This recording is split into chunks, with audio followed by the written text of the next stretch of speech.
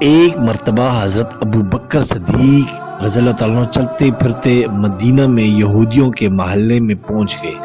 وہاں ایک بڑی تعداد میں یہودیوں کا مجمع جمع تھا۔ اس روز یہودیوں کا بہت بڑا عالم فخاس اس اجتماع میں آیا تھا۔ ابو بکر رضی اللہ تعالیٰ عنہ نے فخاس سے کہا، اللہ سے ڈر اور اسلام قبول کر لے۔ اللہ کی شمار تو خوب جانتا ہے کہ محمد صلی اللہ علیہ وسلم اللہ کے رسول ہے اور وہ ان کی طرف سے حق لے کر آئے ہیں۔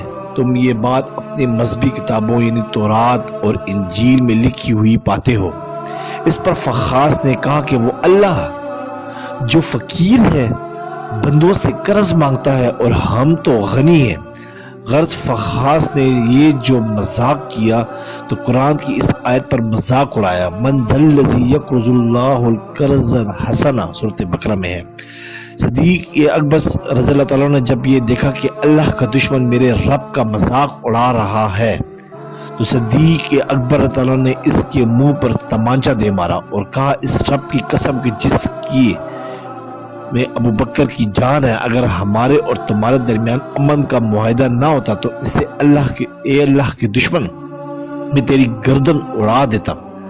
فخاس رسول اکرم صلی اللہ علیہ وسلم کے دربار مبارک میں آ گیا اور کہنے لگا، آپ کے ساتھی نے میرے ساتھ اس طرح ظلم کیا ہے۔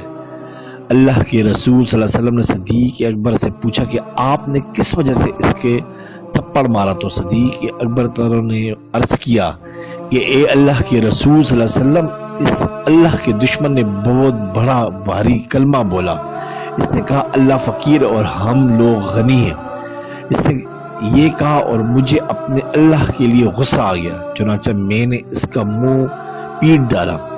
یہ سنتے ہی فخاس نے انکار کیا، کہا میں نے ایسی کوئی بات نہیں کی۔ اب صدیق اکبر رضی اللہ عنہ کی گواہی دینے والا کوئی موجود نہ تھا۔